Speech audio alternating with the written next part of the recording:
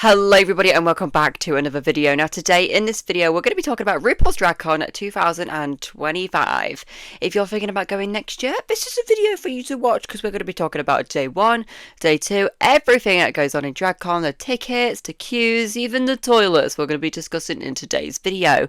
So let's get straight with it. Let's not beat around the bush and let's get to it. I have a list here in my book of all things that we need to talk about and cover in this video. So the first thing we're going to discuss is ticket prices. Now the tickets are quite expensive, but you know, it's DragCon, it's not going to be cheap. It wasn't cheap. Now I did All Stars, which was the weekender, and it was £300. That is 300 Great British pounds is how much I paid for DragCon. But you can do it on a payment plan, which means you pay monthly, which means technically it's cheaper. It's not. You're still paying £300. But in girl maths, it's cheaper. But yeah, so that's £300. You can get All Stars day tickets. I think the Saturday was 110 and the Sunday was cheaper, I want to say, because you get different things included in on a Friday ticket. And then obviously general admission was, I think it was £60 for the Saturday, and it was 90 for the Sunday, I want to say. And then I think the weekend one was 180. I think that was correct. I'm not 100% sure about the prices for the general admission tickets, but I'm pretty sure that was what the prices were for the All Stars tickets. Now, with the All Stars ticket, you do get quite a few bonuses involved in the ticket. And I'm going to be speaking about my experience and about what I got and what I received and what I did. So with the All Stars ticket, you got access to a VIP lounge. You got access to a viewing platform. You also got an hour early admission into the venue. You got All Stars queues, which I will be talking about because they are All Stars queues, All Stars snooze with the queues, I will say that. Some people were great, some people were not, but we'll get onto that soon. And then you also got VIP toilets. I don't know why we needed VIP toilets. We'll also get onto the toilets as well because that's the thing. Some people might want to know about the toilets. So that's what we're going to be speaking about. So day 1, I woke up at 6 o'clock in the morning. Oh my God, is this a podcast? Oh my God, I could start a solo podcast. This is what this could be. It could be. I got up at 6 o'clock in the morning to watch Canada's Drag Race. So you don't have to get up at 6 o'clock in the morning if you don't want to, because you don't get to let in the venue till 9 o'clock. I lie. There's other stuff that goes on. This is going to be so chaotic. But let me go through a timestamp of schedule. This is what I did. I woke up at 6, watched Canada's Drag Race. It gave us till 7. Now, what they told us, which I did not like, this is a podcast, I do not care. This is what it's come to. What they told us, which I was not best impressed with, is that you couldn't pick up your tickets on the Thursday. Now, I arrived in London on the Wednesday to be there for the Friday because I had other plans on the Wednesday and the Thursday. But it would have been fantastic to be able to pick up tickets a day earlier. But they were like, no, you cannot do that, because they were giving out pin badges. And that's what we got with the All Stars tickets, was £100, I think the value was, which was a pin box tickets. And the pin boxes, let me grab it because it's right in front of me and you'll be able to see how big it actually is. So this is how big this is. And if you didn't have a bag, you had to carry this around all day. So I was like, you know what? I'll get up. I was meant to go up at 7. Leave by 7:30 because that's what time you could go and collect your tickets.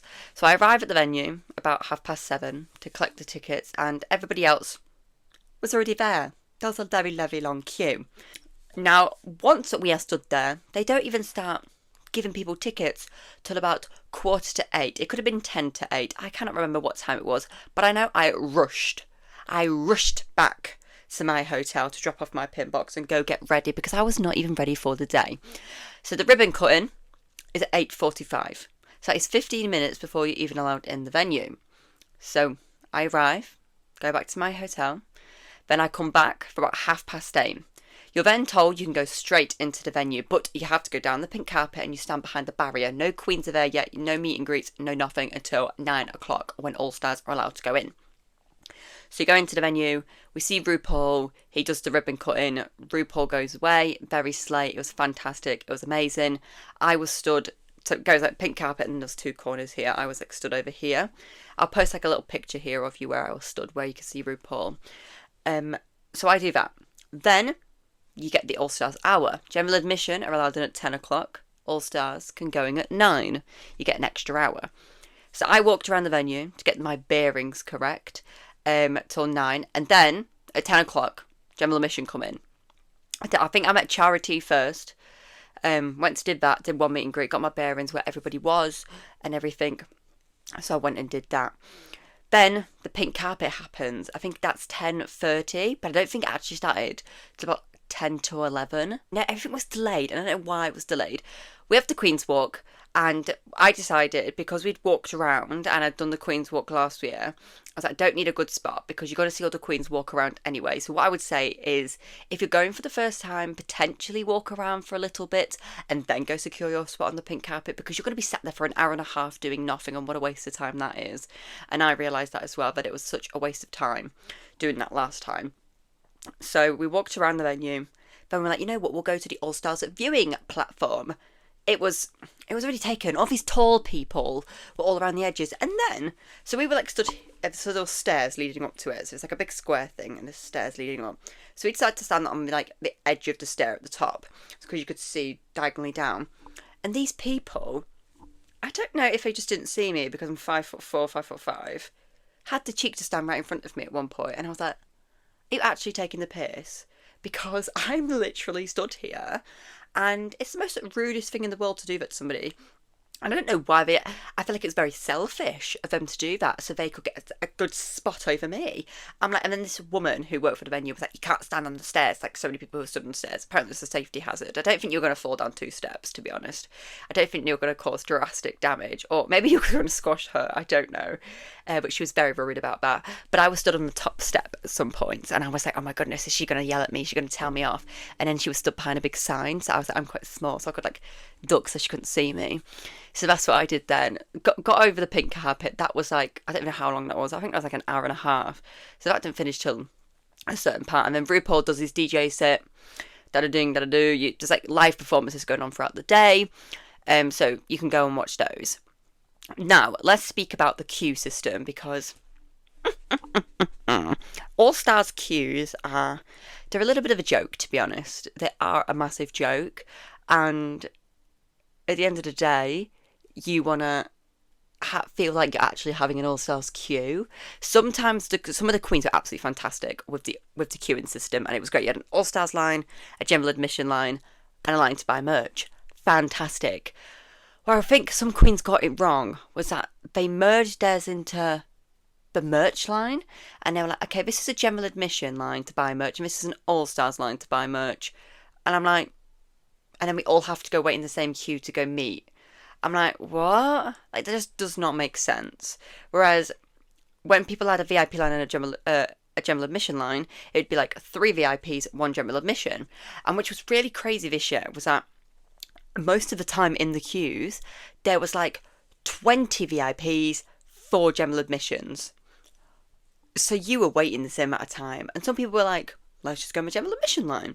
I didn't do that. I was frightened. I was like, oh, what if they catch me and I get yelled at and thrown out the venue and banned from DragCon for life?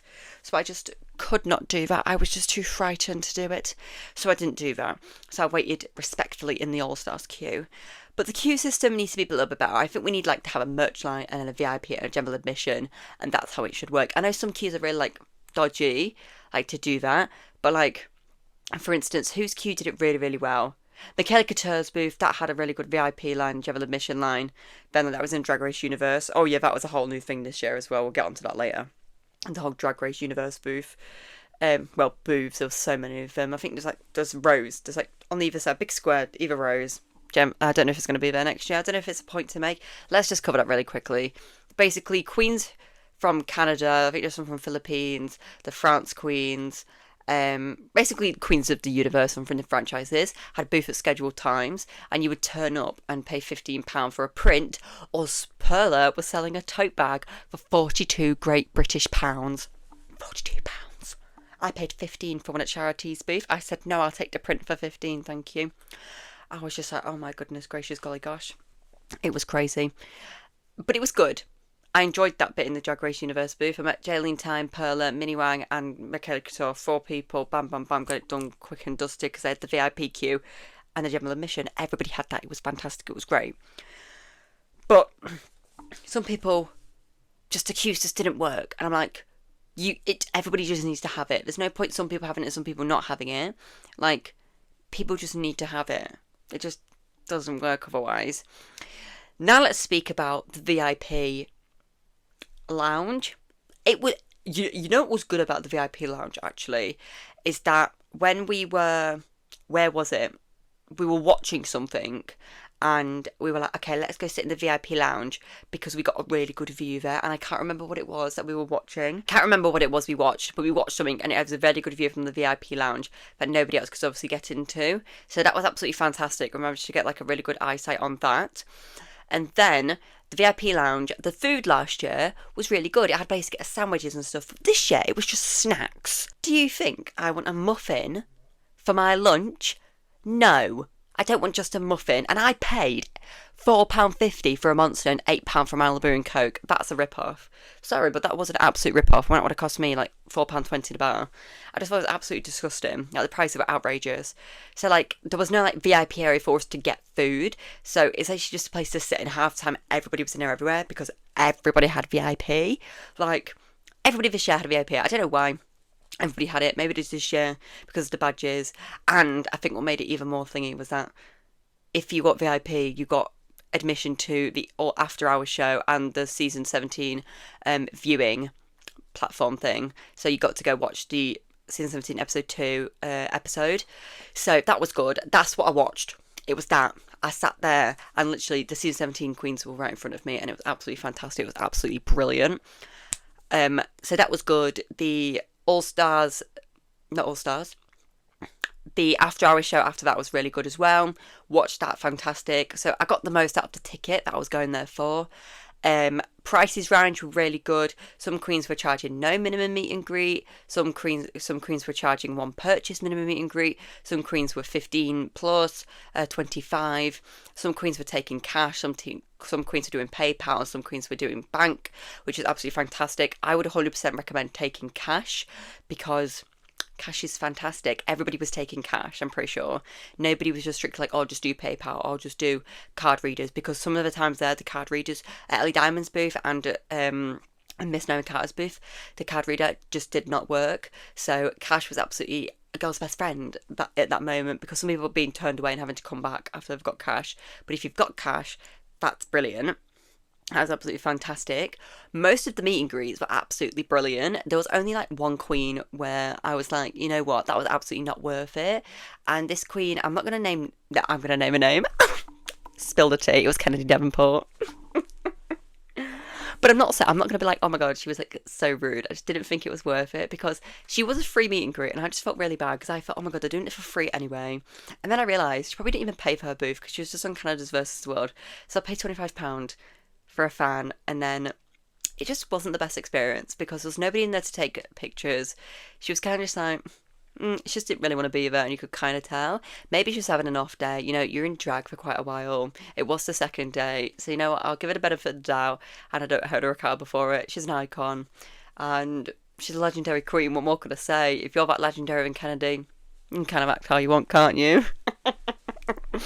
So, I mean, all the other meet and greets there were absolutely brilliant. Some standouts, if you're going to DragCon next year, who you need to meet is Charity. Go and meet Charity. She was absolutely fucking amazing. She was brilliant. Karen Frax was fantastic. Sophia Crystal gives a fantastic best hugs. Michaela Couture, I spent like 10 minutes speaking to her, and she gives my energy.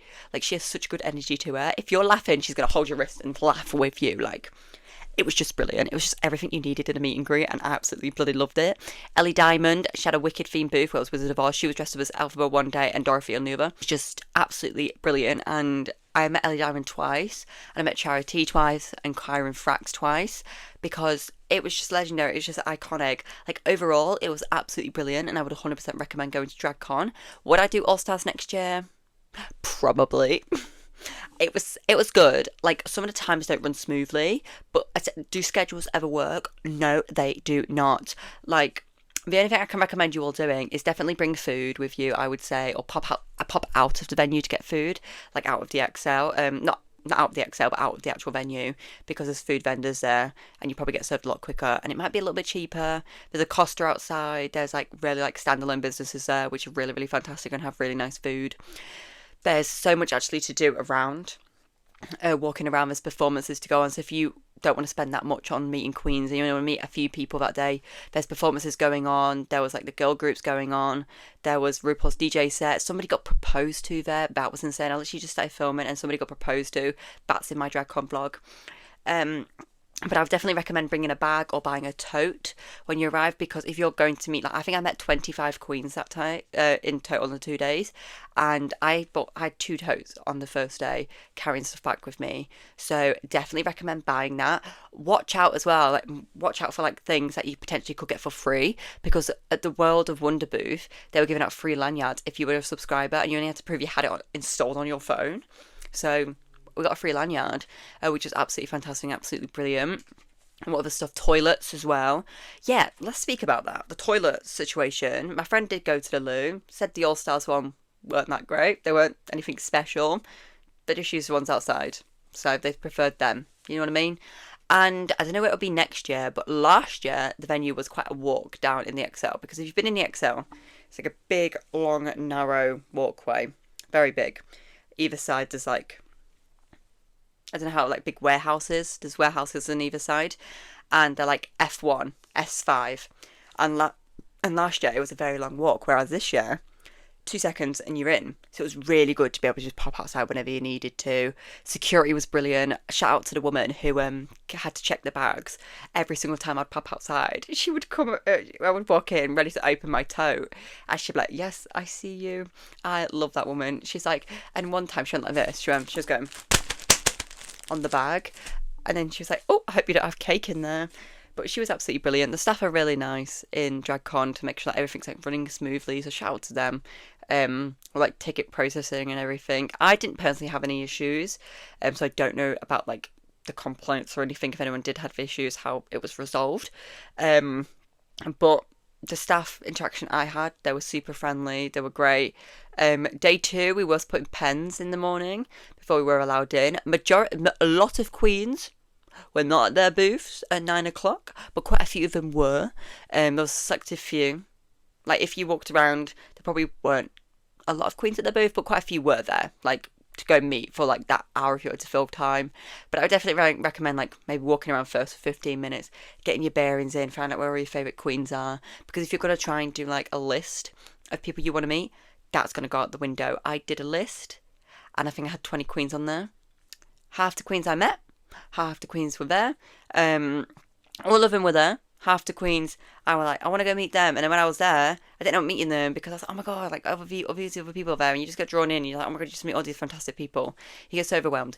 It's like absolutely brilliant. It's like gay Disneyland and it's just absolutely fantastic. But I definitely want to go again in 2026 because it will be my 3rd year going. This is my 2nd time and it was absolutely brilliant. You just have the best time and you see all these drag queens in real life and you're just like, oh, like it's just brilliant. It's just fantastic. It's just like mesmerising to see them all. And seeing RuPaul in person was just amazing. It was just fantastic. But other than that, I don't think there's much more to say. I think I might do a merch what I got next in the next video. I might do that, or I'm going to be doing a reaction video, or no, it'd be my review of season 17, all of the traitors, with it coming to an end of how I think the finale is going to play out. I don't know what my next video is going to be. But yeah, I don't think I've not talked about anything. That food and drink, wait times. Oh, the wait times. They were quite quick, to be honest. They were quite quick. I think the longest I waited for somebody was Michaela Couture and Cheryl Hole. That was the longest people I waited for, like maybe 20, 40 minutes. So it was very, really fast. I wasn't waiting around. And if a queue was long, I was not waiting in it because I have a short attention span. So I just wasn't doing it. But other than that, everything was absolutely fantastic. And I think if you've got any questions, pop them in the comment section. Or I'll probably do another video closer to the time of saying even more stuff. But price-wise, bring cash. I spent probably like £500 on meet and greets, but I did meet 25 queens and I always did above the minimum spend because there's so much stuff done, so much merch. I opted in for t-shirts, which were £25, and some queens were 15.